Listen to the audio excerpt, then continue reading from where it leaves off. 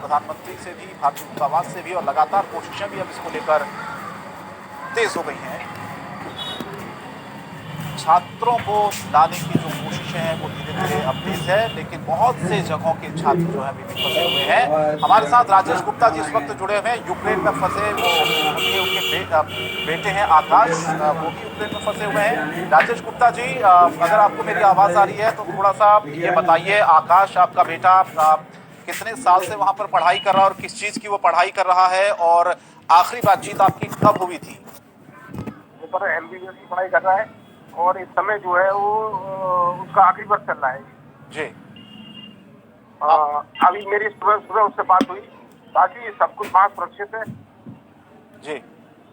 और मैं प्रधानमंत्री मोदी जी से ये मतलब आग्रह करूंगा कि वो शीघ्र बच्चों को मतलब अपने देश पहुंचाएं। जी। और मैं ये सबसे बड़ी बात ये है कि मोदी है तो सब कुछ मुमकिन है। जी। राजेश जी, आकाश से आप कह रहे हैं कि सुबह बात हुई, क्या बताया आकाश ने? वहां पर किस तरह के हालात हैं वहाँ? हालात तो ऐसा मान लीजिए कि वहाँ काफी खराब चल रहे हैं हालात, लेकिन वो इस समय वहाँ एकदम पूरी तरह सुरक्षित है। और कल की रात और परसों की रात जो है वो वहाँ की एम्बेसी ने उसे बंकर में रखा था, मतलब एक हिफाजत के तौर पर। जी। तो कोई किसी की परेशानी नहीं है, जी। बस परेशानी है तो इस बात की कि वो अच्छी आ जाए यहाँ पर। बिल्कुल राजेश जी, ये चिंता है आपकी, लेकिन वहां पर किस तरह के हालात उन्होंने आपको बताए? और साथ ही साथ आपसे मैं ये भी जानना चाहूंगा, जो दर्शक अभी यहाँ पर जुड़े हुए हैं, समस्याएं कितनी हो रही है वहां पर बच्चों को? और भी बच्चे होंगे, आकाश से आपने बात की, आपके जैसे बहुत सारे परिजन हैं राजेश जी, जो कि लगातार अपने बच्चों के कांटेक्ट में हैं, उनसे संपर्क कर रहे हैं और डरे हुए भी हैं कुल मिला के परिजन, कि ऐसी स्थितियां वहां पर है। ऐसी स्थिति में किस तरह से बच्चे सकुशल अपने वतन वापसी आएंगे? कितनी दिक्कतें राजेश जी वहां पर आकाश को हो रही होंगी? खाने पीने से लेकर बहुत सारी दिक्कतें तो मुझे लगता है कि अब शुरू हो गई होंगी वहां पर, जो हालात दिन प्रतिदिन खराब हो रहे हैं। मेरी उससे आज से 4-5 दिन पहले बात हुई थी, तो मैंने उससे कहा था बेटा देखो, जहाँ तक हो सके वहां तक खाने पीने का अरेंजमेंट सही तरह से रखना। और इस समय उसके पास जो 6 से 7 दिन का उसके पास राशन बचा हुआ है। जी। अच्छा। बात रही परेशानी की, तो देखो बच्चा परेशान तो है ही बेचारा, बहुत बहुत परेशानी में पड़ा हुआ है। जी। आपकी कोई बातचीत राजेश जी हो पाई है? कोई किसी तरह की मदद आपने किसी से मांगी है, प्रशासन से, सरकार से? आप लोगों को कुछ आश्वासन दिया गया है कि कैसे किस तरह से इन बच्चों को वापस लाया जाएगा? मैं अभी सुबह डीएम कार्यालय गया था, वहाँ मेरी बात हुई, बोले के और वहाँ लिस्ट में भी नाम मेरे बेटे का गया है। वहाँ पे बताया गया कि आप निश्चित रूप से रहें और बाकी हम शासन को आपकी बच्चे की लिस्ट भेजेंगे और आपका बच्चा जो है वो अच्छी आपको आपके गांव जल्दी आ जाएगा वापस। जी। कितने बच्चे राजेश गुप्ता जी वहां पर फंसे हैं? आकाश ने कुछ जानकारी दी आपको उनके जैसे? और कितने बच्चे वहां पर मेडिकल की पढ़ाई कर रहे होंगे, उनके साथी भी होंगे? कितने लोग वहां पर फंसे हुए हैं बच्चे? लमसम करीब 20-22 हजार बच्चे प्राप्त होते हुए हैं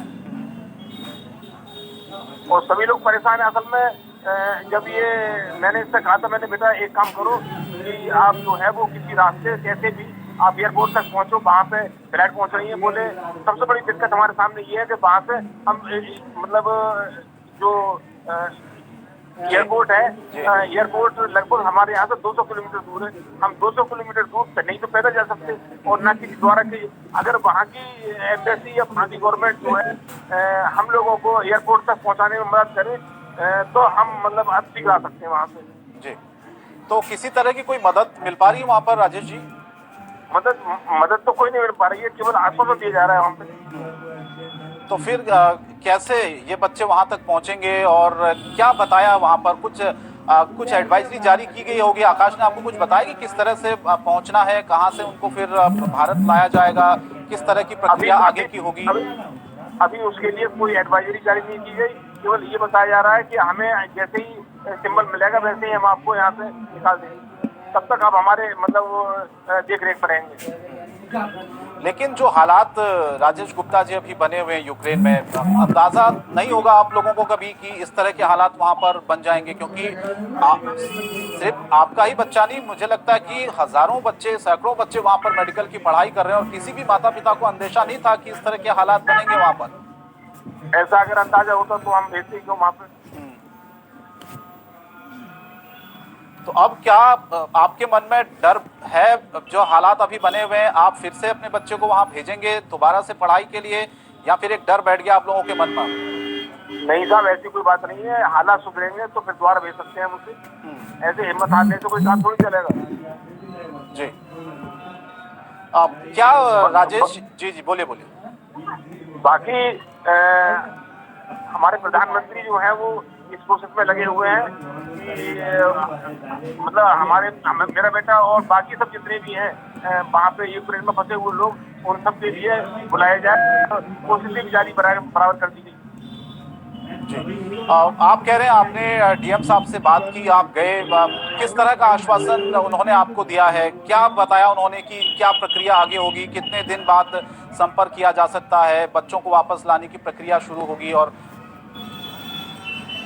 बोले हम आपके जो भी मतलब वहाँ से हमें सूचना मिलेगी तो आप तक हम सारी सूचनाएं पहुँचाएंगे, और जो आपकी बात है वो हम शासन तक और गृह मंत्रालय और दिल्ली तक आप सारी बातें पहुँचाएंगे, जिससे कि आपकी समस्या का समाधान जल्दी हो सके। बिल्कुल, ये उम्मीद करते हैं राजेश गुप्ता जी की वहाँ पर जितने भी बच्चे फंसे हुए हैं, न सिर्फ आकाश के जैसे बहुत से बच्चे वहाँ पर जो मेडिकल की पढ़ाई कर रहे हैं, उनको कितनी दिक्कतें हो रही होंगी ये हम समझ सकते हैं सर। बच्चे अक्सर ऐसे हालातों को बहुत कम देखते हैं राजेश जी, और जब ऐसे हालात युद्ध के जैसे बन जाते हैं तो एक घबराहट, बहुत ज्यादा बेचैनी हो जाती है कि अब करें तो क्या करें, जब रास्ता कुछ नहीं दिखता है। तो ऐसे में राजेश जी अब क्या उम्मीद आप लगा रहे हैं आने वाले दिनों में, जब हालात धीरे धीरे बदलेंगे वहां पर, और आप कह रहे हैं कि डीएम साहब से भी आपकी बातचीत हुई, वो कहीं ना कहीं इस प्रक्रिया को आगे बढ़ाएंगे, आपको लग रहा है कि बहुत जल्दी से बच्चों को भारत सरकार एक बड़ी पहल जो कर रही है, उनको लाने की कवायद भी शुरू हो गई है, बहुत जल्दी मोदी सरकार जितने भी बच्चे वहां पर फंसे हुए जो मेडिकल की पढ़ाई करें, कम से कम इस संकट से अभी इस वक्त से उनको सुरक्षित भारत लाया जाए? मुझे तो ऐसा लग रहा है कि ये काम जल्दी ही किया जाएगा।